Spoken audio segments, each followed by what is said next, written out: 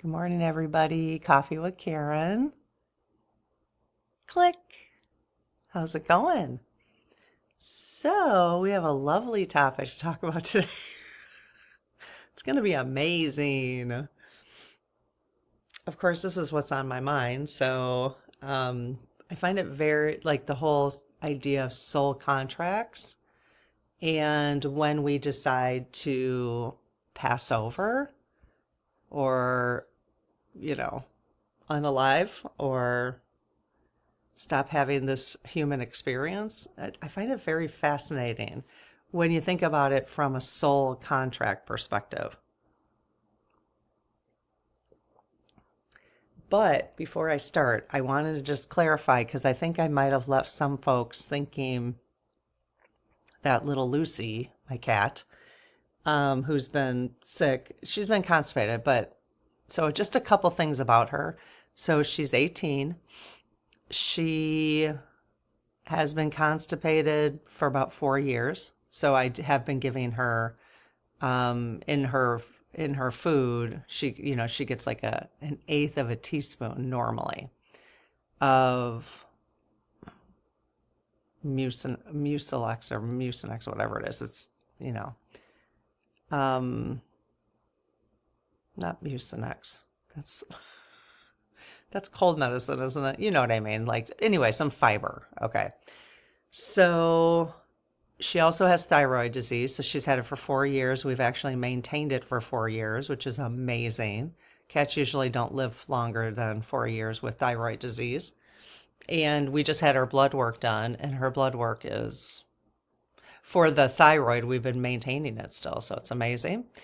And when I took her in because of the constipation and the enema and all that, if you're new here, hello, I'm Karen.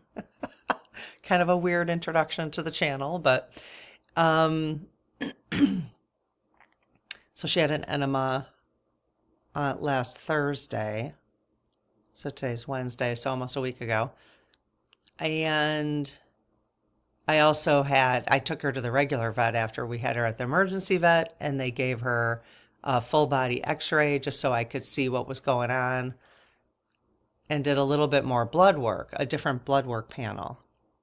So she basically has some level, I'm not going to talk specifics.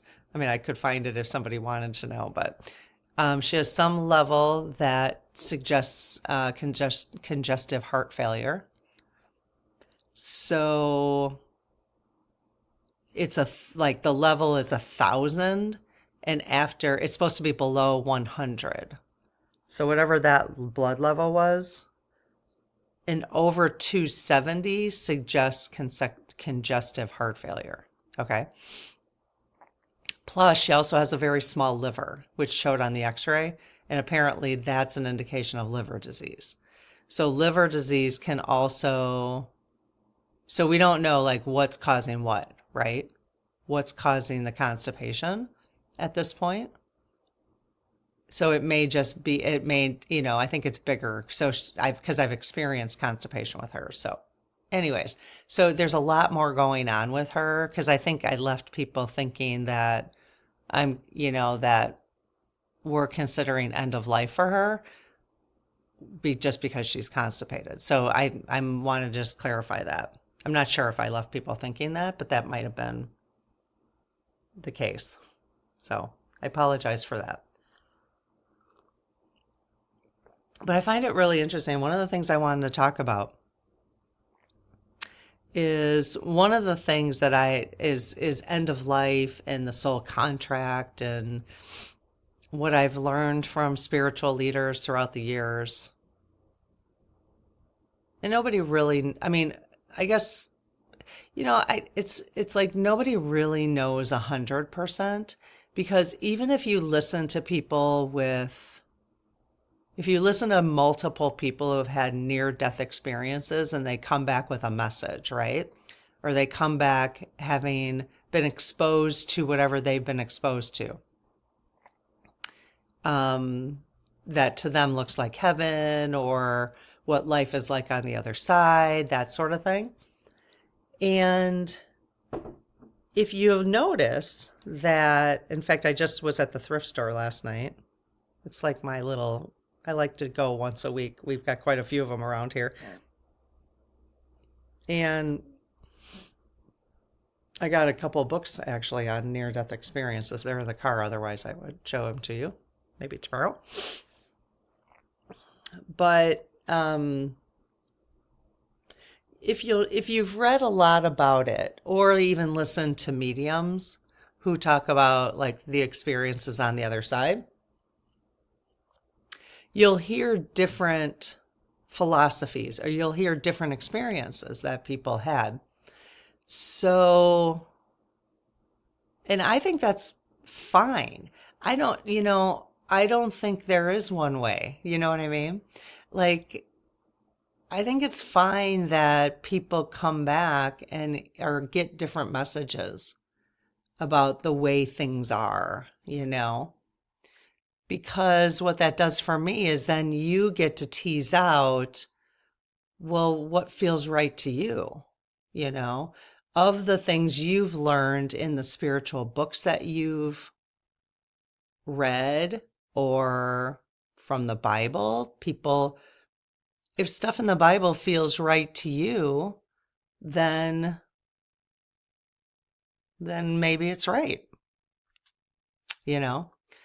So what I've heard different people talk about was the idea that before we come to Earth, that we develop, and I think I've asked the SGs about this, about just having soul contracts, but not specifically,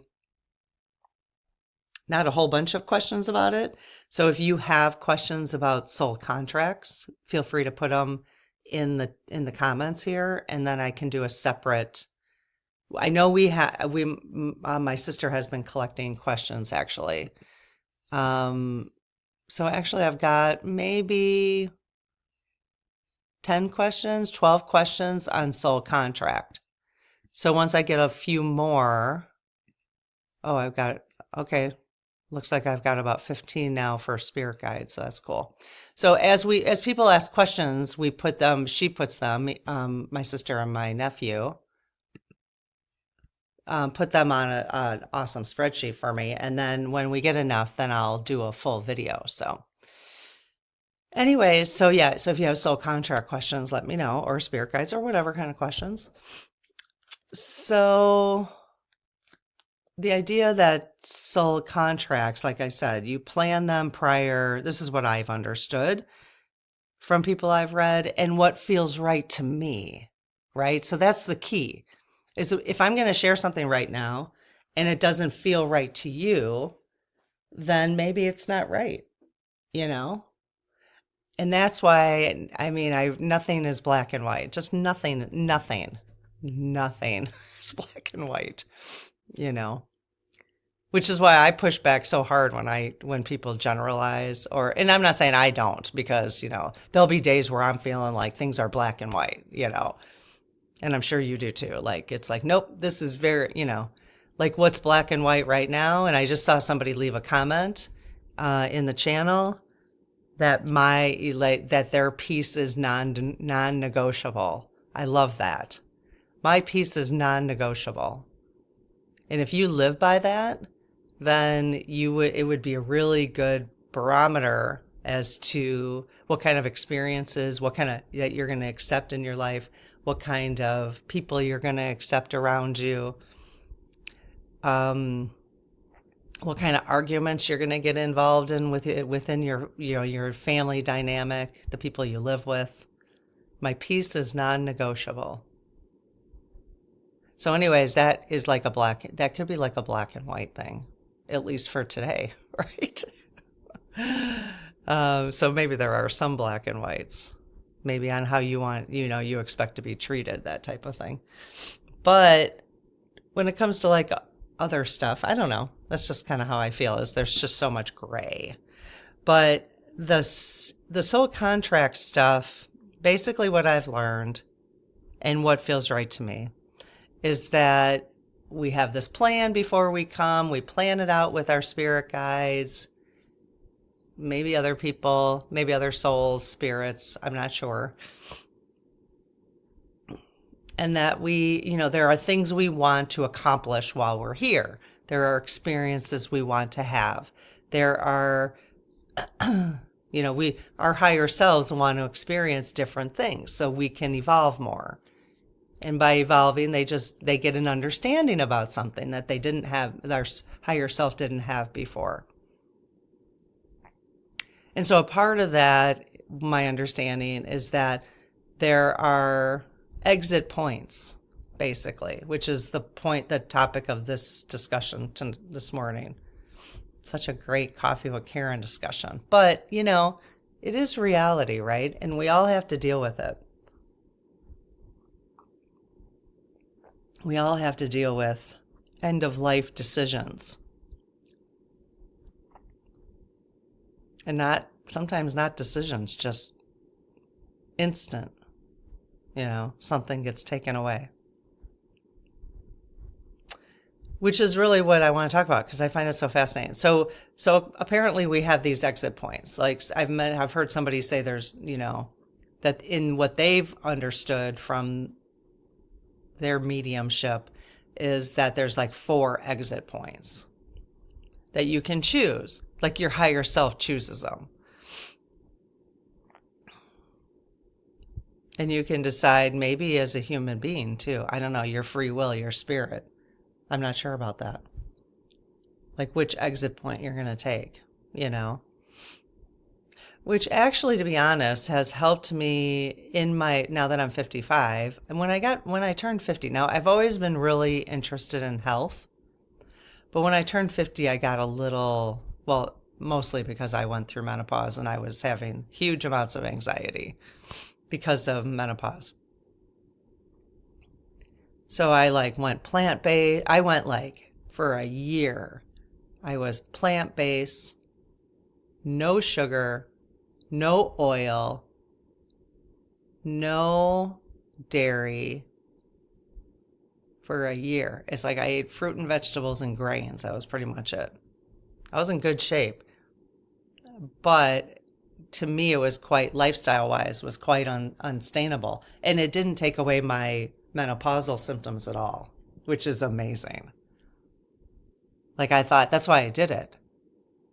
And it didn't take away my anxiety. I finally had to go back on. I went off an antidepressant that I had been on since I was diagnosed with breast cancer when I was 32. And when I went on that at 32, I thought, oh, this is the best thing because I didn't even realize I needed an antidepressant. But it really changed my life. It really made the quality of my life so much better. I had up until the point I was 32, I had the Sunday dreads, where I just dreaded, I would dread going into the week on Sundays. I'd have a fine week. I always had a fine week. Nothing was horrible. I really liked my career, but on Sundays it was because I'd have a couple down days and then I'd have to rev up again, So until I went on the antidepressant, and I went on it because I was meeting with a counselor after I was diagnosed with breast cancer because I was horrified by it. And she just suggested it and I was like, oh, this is the best thing ever. So anyways, I'd been on it. Really quite a low dose actually for 17 years or whatever. So then I had all this major anxiety when I think what happened is that my estrogen level went from I think it was 110 or something the November before this happened. And then on March 4th, I remember the day, I had a panic attack and I thought I was having a heart attack actually. Because you know how they say women present differently with heart attacks? So I was I've never had, it was a flushing feeling. I kept getting it every 10 seconds. I'd get a flush. And it just happened all of a sudden. It's one night I was getting ready for bed and my husband was already sleeping. And it wouldn't stop. And I was I must be having a heart attack. I didn't know what was going on. But apparently I was having a panic attack, which I'd never had before. And after that, it was just dread. So I think what happened was my estrogen, that's a whole nother story, but my estrogen level had dropped from, I mean, I think it like literally dropped suddenly. It was like 30 or something because we had measured it that next week. So I was on that and I was on the antidepressant. So I went off of it thinking, well, it's not helping this situation. And yes, I could have gone on bioidenticals. I'd been on bioidenticals before, but it's much more complicated when you've had breast cancer because, you know, they have dicked around with women's health for so long and not, you know, the whole, it's, they know exactly what to do. They know the whole, I mean, I'm very skeptical about it. I mean, that's a whole other topic, but I'm very skeptical about that they don't know what causes breast cancer, that they, I mean, give me a break. I'm sorry, but we've been, you know, and I don't donate to Susan G. Komen anymore because there was some, if you look into the history, there was some kind of funky business. I don't donate to any organization anymore directly. There's a fuzz. Boy, I'm really like all over the place. I will come back to the soul contract thing, I promise. I don't donate to specific organizations. The Red Cross, I don't do any of that. Because over time, if you look into those organizations, there's been some crookedness. Like you don't know where the money goes. So what we do is we send like well, I'll buy a whole bunch of food and bring it to the food pantry. I'll send diapers. Like I was on, and I've stopped doing this and I need to do it again because there's no reason not to do it again. I don't know why. For like a couple of years from Amazon. So if you go on to like the women's center in your area, they'll have a list of things they need. And our women's center always needs like diapers 4 to 5, you know, 4 to 5 or something like that. Sizes 4 to 5 or something. I don't know, whatever, 1 to 2 or whatever. And well, whatever it is, whatever the diapers are. So you can literally go on and have diapers sent to the women's shelter every month from Amazon. And then you just pay for it and it just shows up there. And you can do that with anything. So set it up on automatic. So that's how I prefer to donate because I don't trust these organizations anymore because, you know, fool me once, you know. Anyways, so yeah, so I'm sure, I find it hard to believe after the amount of money that Susan G. Komen has collected. Give me a break. They know. I'm very skeptical about it. You know, and that's why they don't want to come out with the truth because Susan G. Komen now isn't, okay, for entertainment purposes only, okay, is an organization now and they want to fund their organization. So why should they come out with the truth at this point, you know? And that's just an example. So, long story. You know how people say long story short? Long story long. So yeah, so when I went off the antidepressant, was off it for a year, and you know, trying to think, you know, that if I clean up my body and clean my gut health and all that kind of stuff, that it would take care of the symptoms, and it didn't. I mean, 100% organic. It was amazing. I've never eaten that way in my life.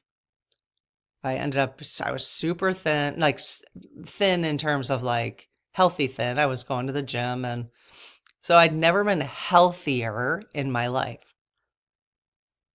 but I felt like crap. So interesting, right?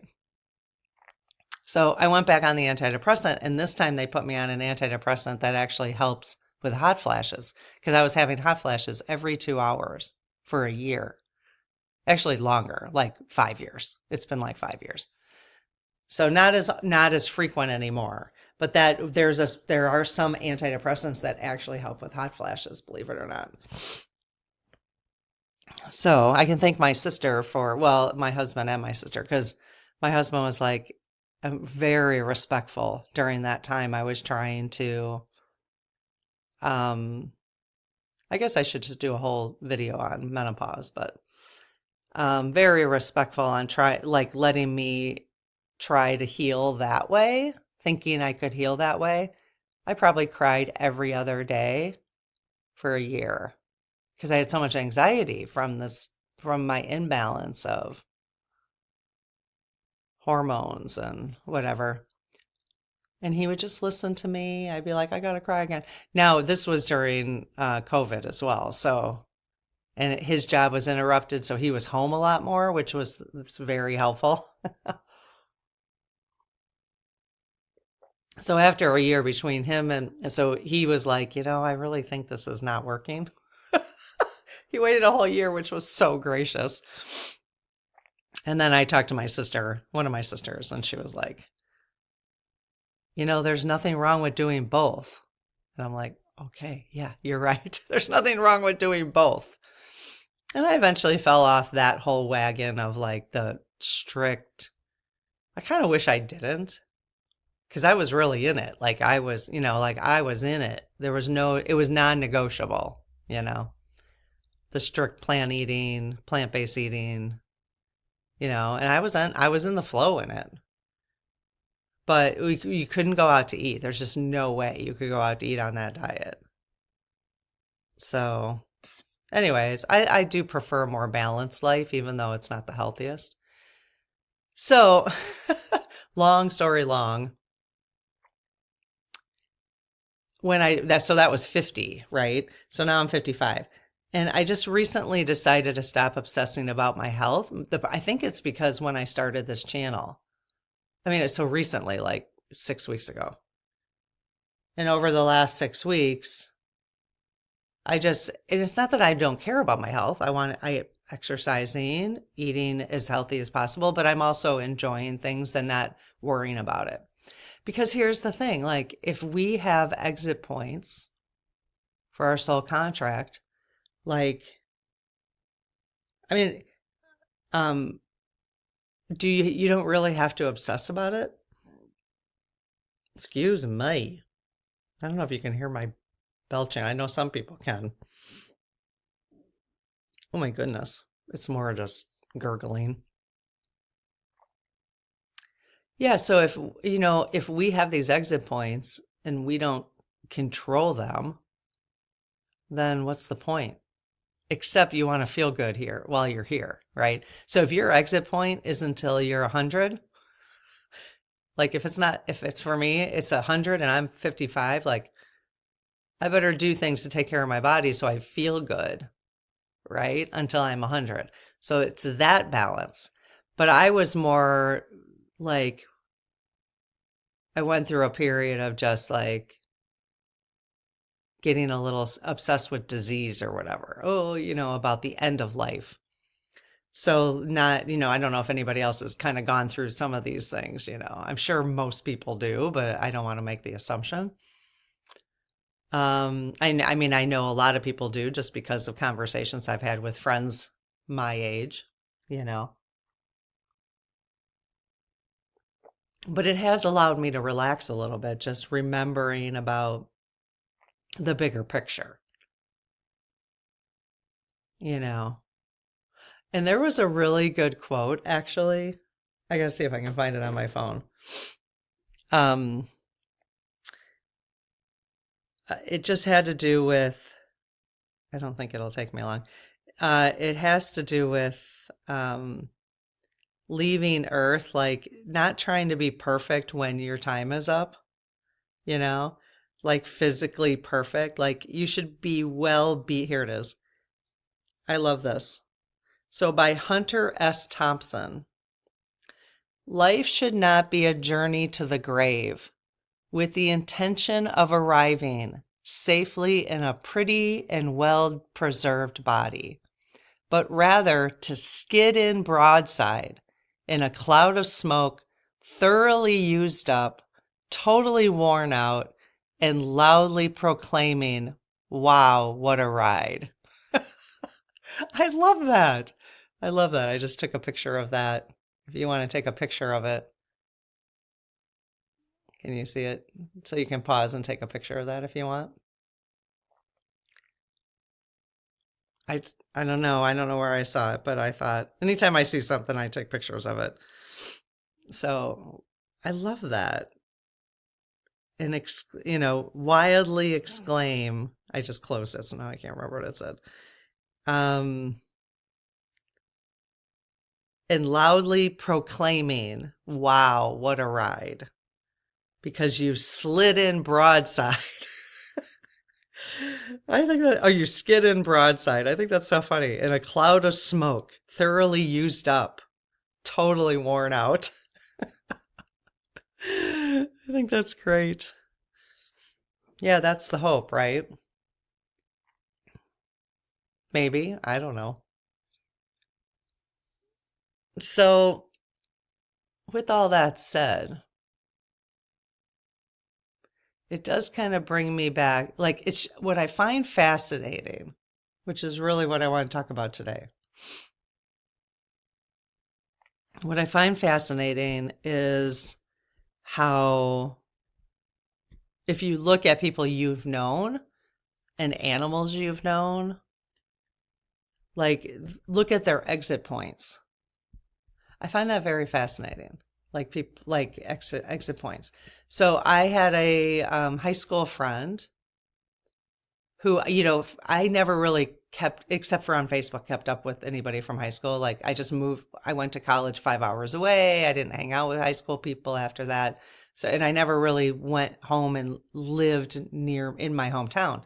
So, I know people like high school people who are like best friends today, but they stayed in the hometown, which makes sense that they just always continued their friendships.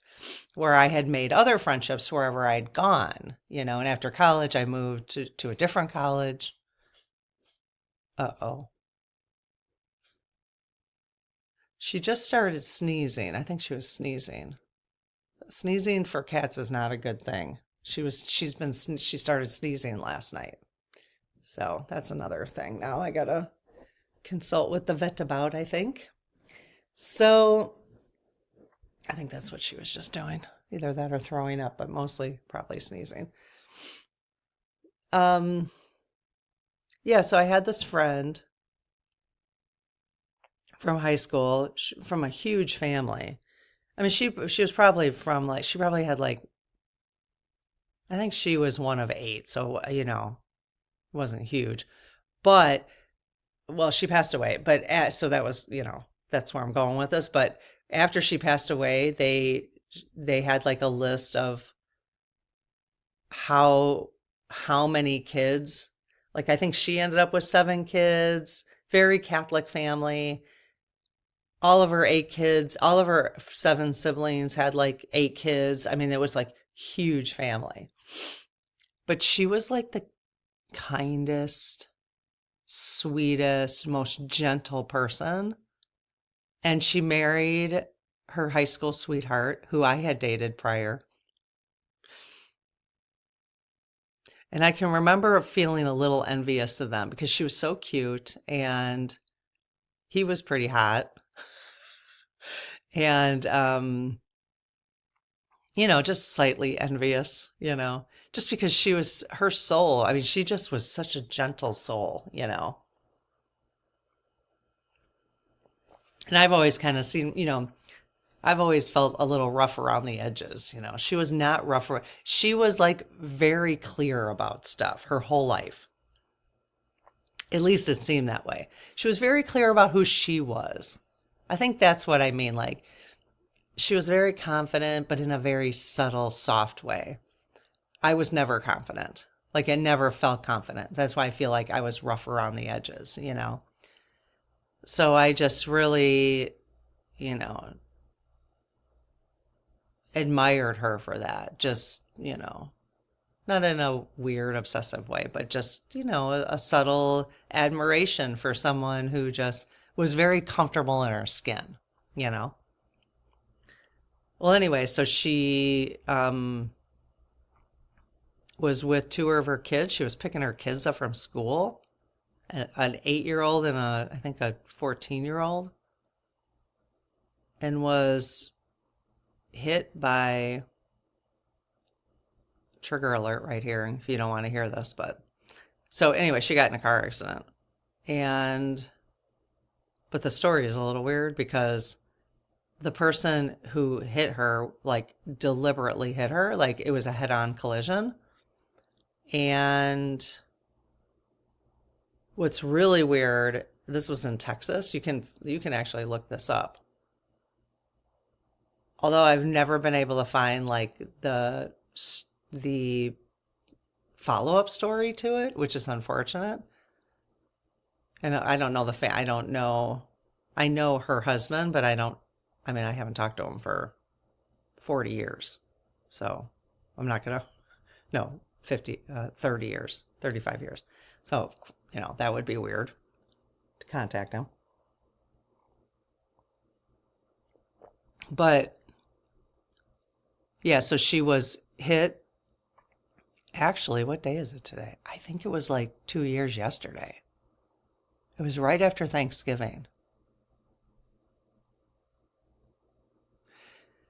But she was hit by a guy who purposefully went into her lane to kill himself, basically. And what's really weird about the story is that, and again, thinking about who she was, right? It's like, why this exit point is really my point. Why? Like such an interesting exit point, okay? And her kids were fine. Her kids like literally just walked out of the car, but because of where it was hit, she was hit. She actually died suddenly, I think. So her 7-year-old and her 14-year-old got to see that. That's lovely. And, so that's the whole thing we're going to be talking about,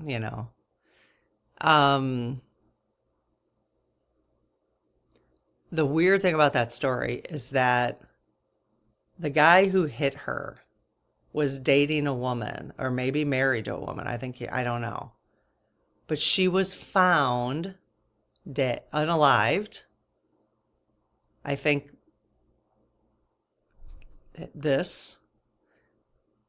she was found unalived almost at the spot where he hit my friend. So, I mean, that like there's no way that was a coincidence. There's no way that was coincidence.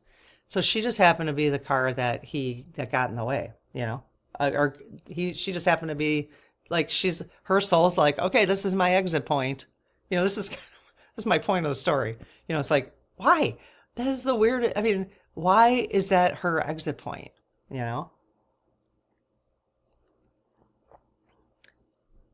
And I'm not saying the woman herself, the human, was like, yeah, this is my exit point. But it's our soul exit point, It's like, why? But then you go, why? That's the question. Why?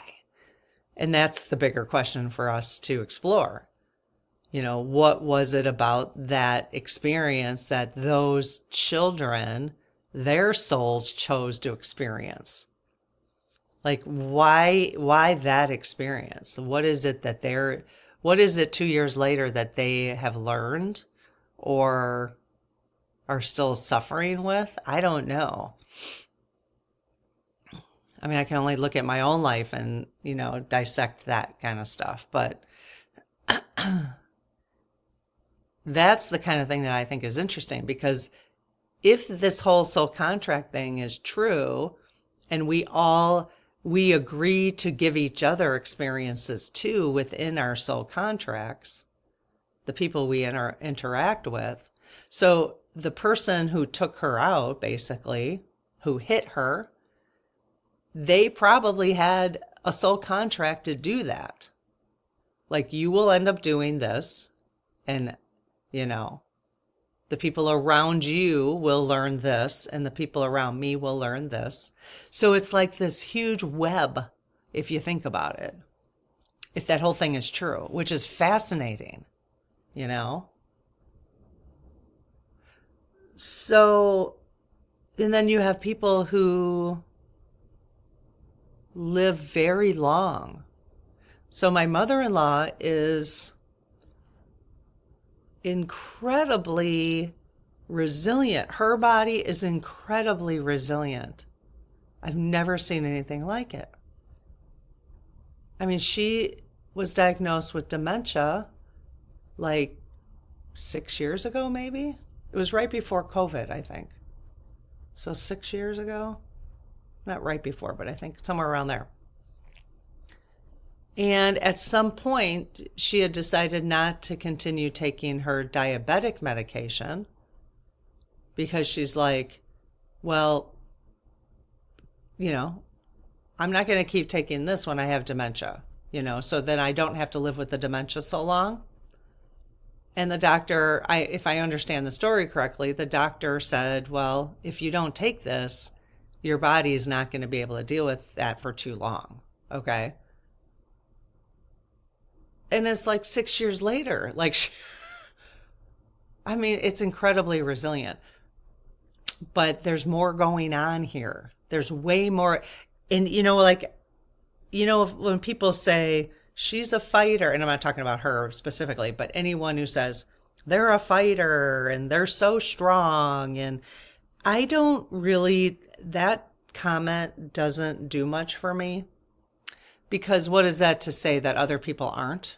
That they're not as resilient or they're not as strong or they're so, you know what I mean? Their willpower is not as strong. People who are unalived instantly, or people who are unalived quickly from a disease, does that mean that their will wasn't as strong? I feel like there's a little bit of judgment in that for people who don't do that. So that comment it's just not one that I use.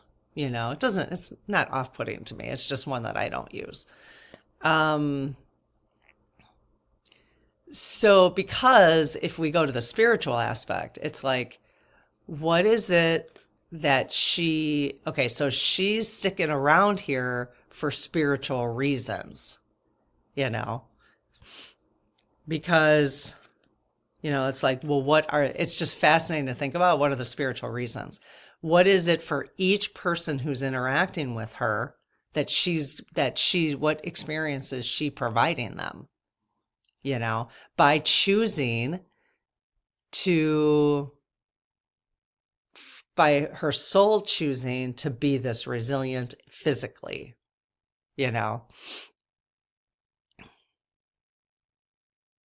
because there's really nothing that in my book, there's nothing right now that there's a reason. There's no other reason why she should be living still physically. And she is. It's like, so what's the sole reason, right? What is it? I mean, I've got to see my husband care for his mother more. I mean, he's always obviously really cared for her. But now, I mean, he goes to visit her. We live 3.5 hours away. So he goes for 3 or 4 days, or 2 or 3 days, once a month. I go with him, not always, but he's been doing that now for like 2 years.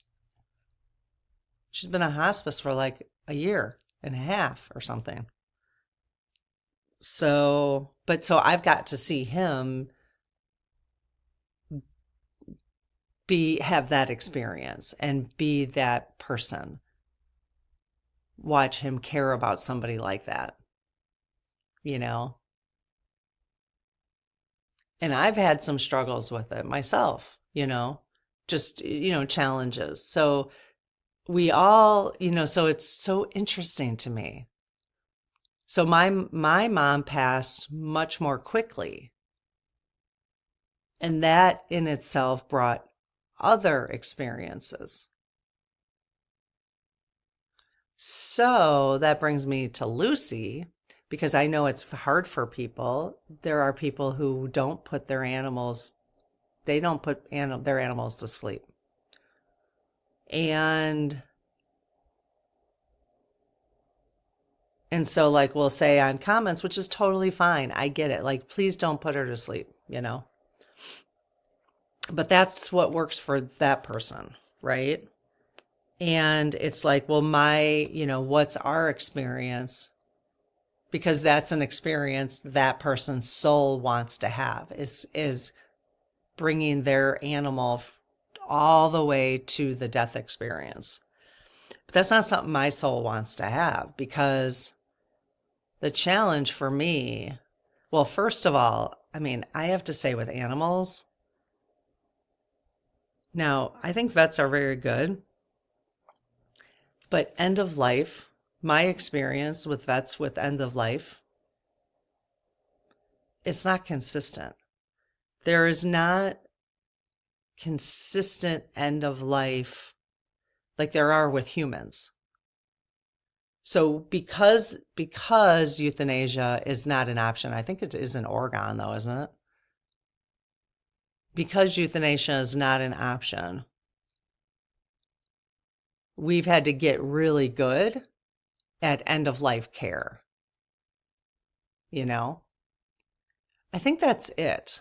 So end of life care, hospice, amazing. In fact, if I were going to donate to an organization, it'd be hospice. So I'm going to think about that.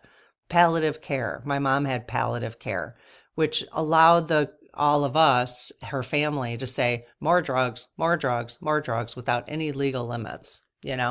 Like if we thought she was in pain, more drugs, give her drugs.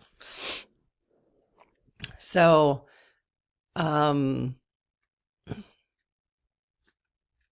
but because we have that option of euthanasia with animals, I think that must be it. It just occurred to me that we haven't gotten good as a society of coming up with really good end of life care for animals. We have not, and it's awful. And I'm not going to solve that right now with my cat. I'm not going to be able to resolve society's lack of end-of-life care for animals. So if we had hospice and palliative care that we understood for animals, I would gladly do it. But it's awful. If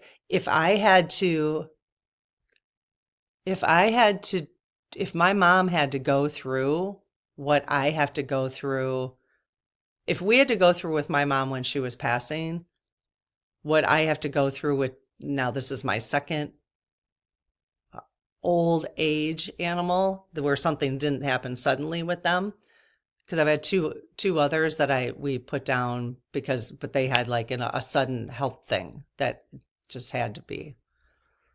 But I would have been like, euthanize.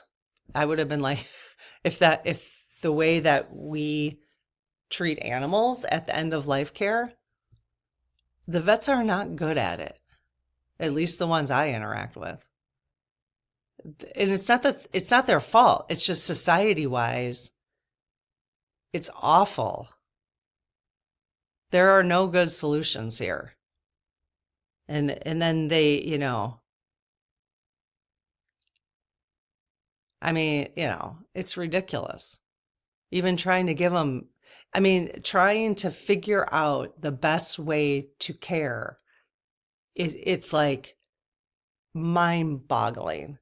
My vet's like, well, she has to eat. If she doesn't eat, she won't be alive for like a week. I'm like, well, I can't make her eat. But so a human being, we would put in the hospital and put on an IV, right? But we have healthcare for that. I mean, people don't have thousands and thousands and thousands of dollars for end of life care for their animals. They just don't. They don't have that,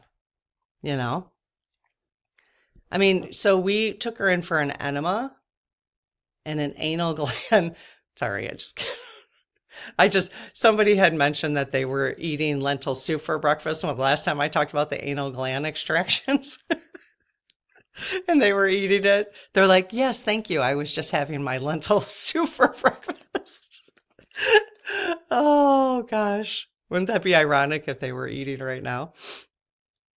So we took her in. Okay, so it was the emergency vet, so they're going to be a little bit more. She had an enema. I mean, give me a break, right? An enema and an anal gland extraction, which I don't think is complicated because that's something they do all the time with dogs, right? So that bill was $800. And then the next day, and I can afford it, so I'm not complaining, but I'm just talking like the average person, right? The people who, who are living paycheck to paycheck, which is a lot of America.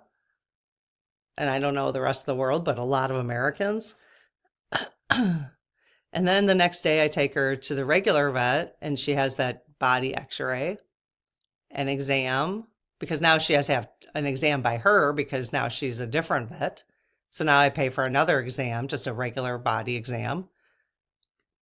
And then she had the x-ray and another panel of blood work, and that was $500. Okay, so now we're talking $1,200, 7, 8, 9, 10, 11, 12, yep.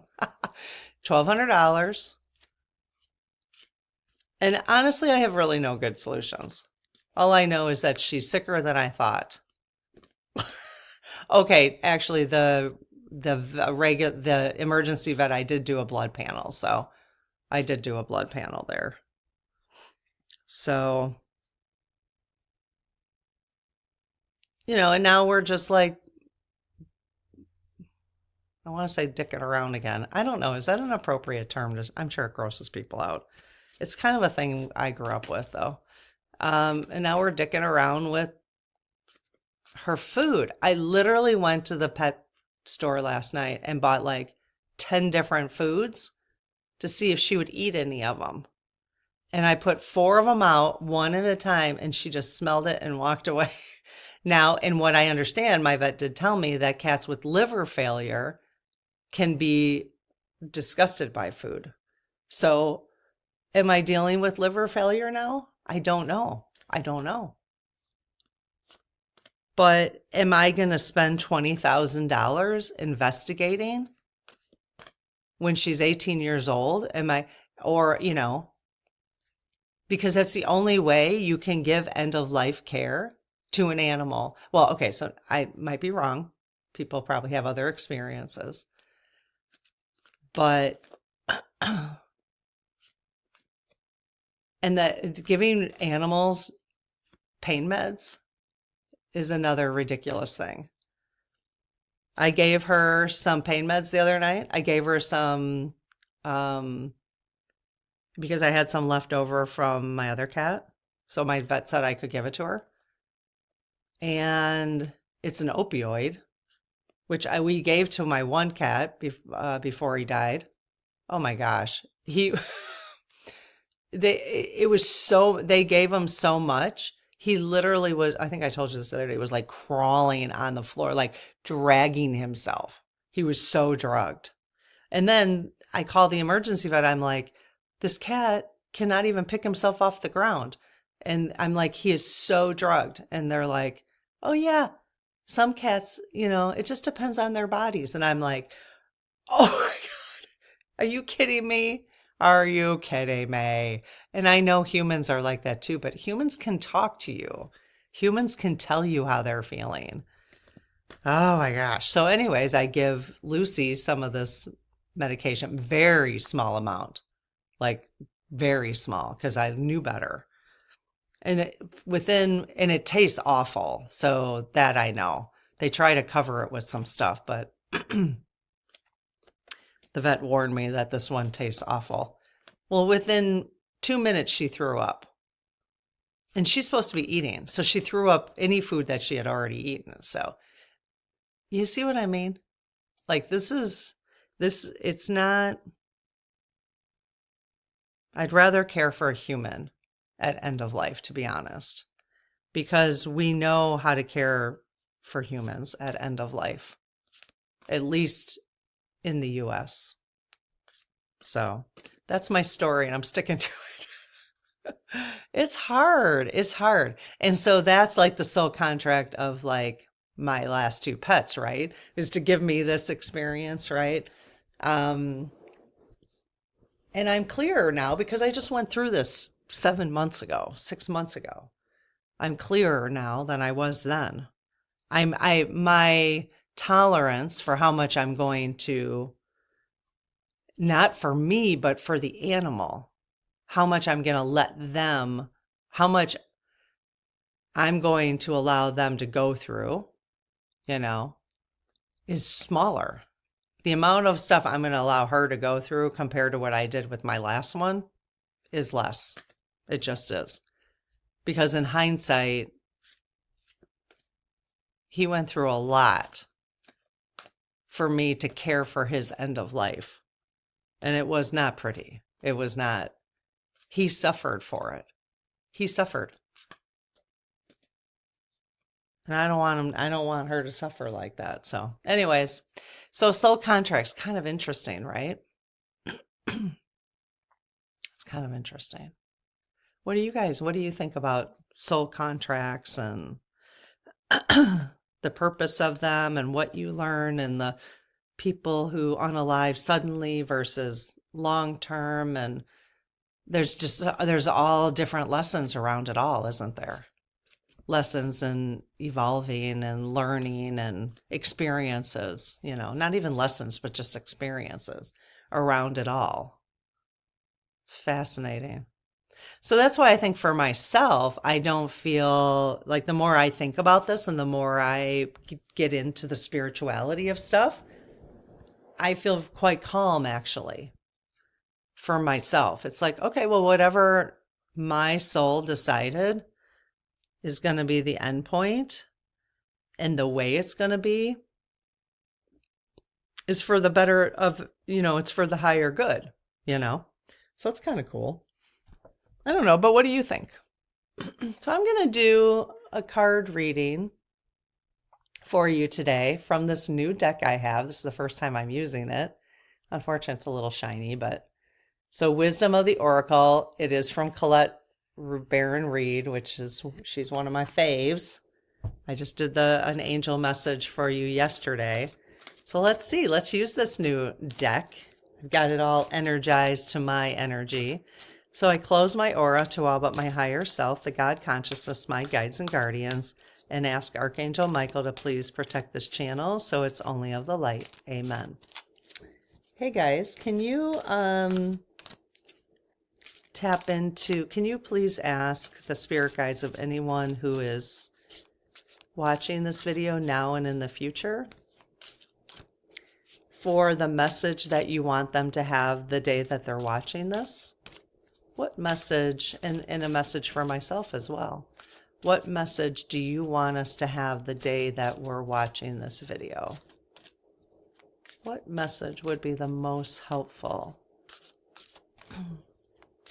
Could be related to the topic we were talking about or just in general. What message would be the most helpful? So I kind of just wait until I get a sense. There we go. Thank you. Oh, interesting. All right. So look at the image first, and then I'll show you. We got ourselves a nice pack of cards that have glare on them. Darn. This is interesting. 46. Number 46. Anything you get from that?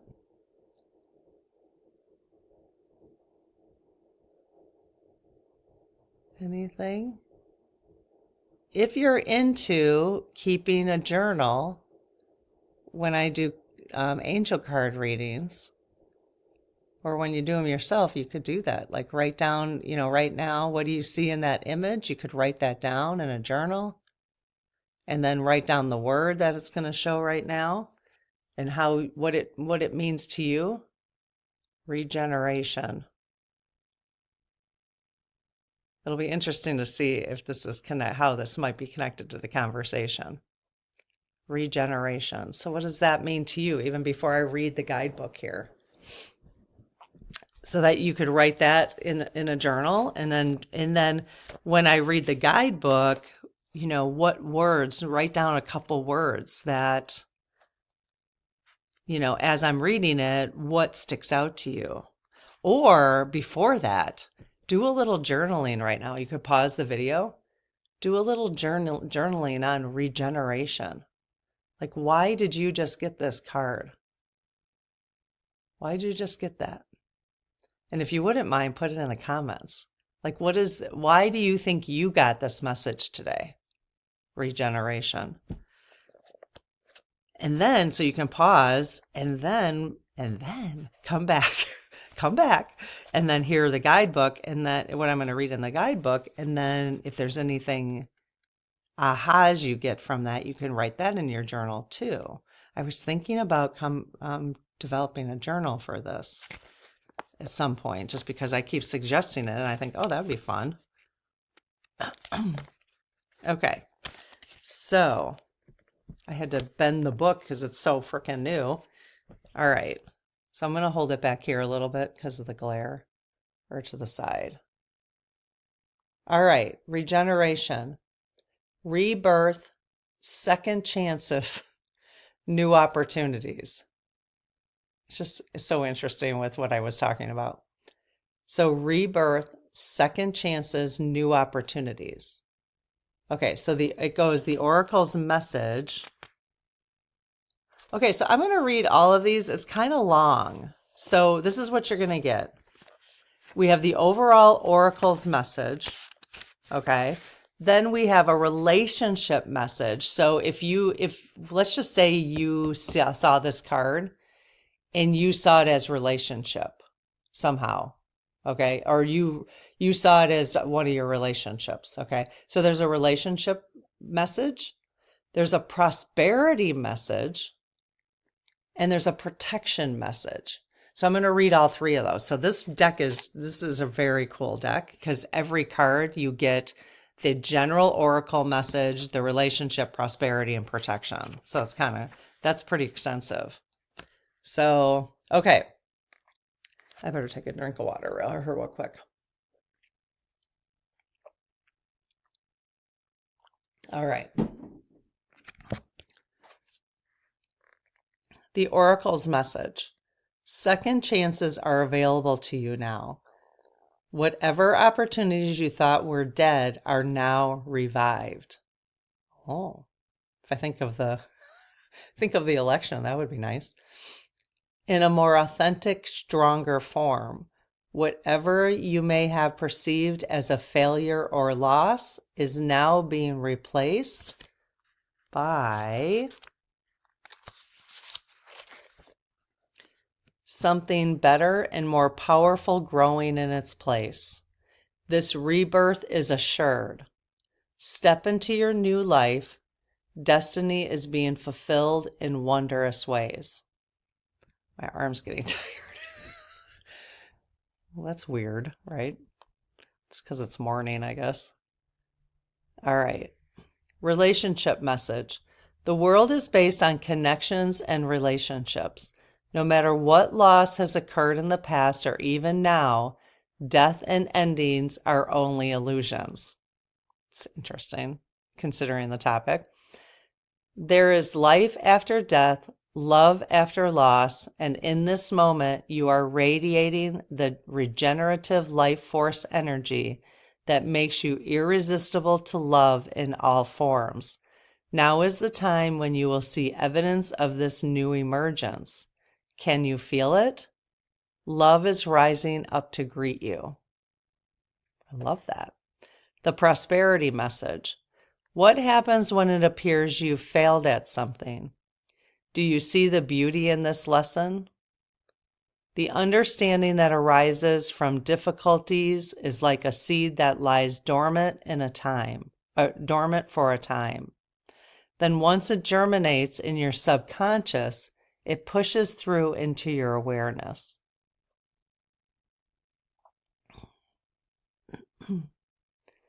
It is becoming apparent that there is a new you, a new start. A more powerful version and form of what you began to plant in the garden of your imagination has surfaced. You are ripe for success. New opportunities, much better than those that came before, appear like gifts from the gods. Now is one of those times when out of seeming loss and failure comes remarkable abundance. Do not dwell on the past because you really are experiencing a rebirth. The protection message. Endings come in many forms, and now is the time to stop holding on to what must die. Isn't that interesting? Based on the topic. So that something better can take its place. Nature's cycles include disease, decay, death, and regeneration. Let whatever isn't working in your life die. Don't be afraid to face the facts. There is no need to struggle or grieve. Whatever your query, let it go. Whatever your query, query, Query. Let it go. You're about to be reborn. Cool card. Very cool card, especially based on what we just talked about. Oh my goodness gracious. All right, let me know what you thought. We'll see you tomorrow for Coffee with Karen, or tonight when I put out a video. Tonight we're doing I'm doing a list of, we're going to do SG questions from folks in the Spirit Circle. So if you haven't joined us in the Spirit Circle, come on over. It's the membership that's on the channel. And if you like this content, if you could subscribe and give it a like, it'd be amazing. That helps the channel grow. And we'll see you later. Have a good one. Bye-bye.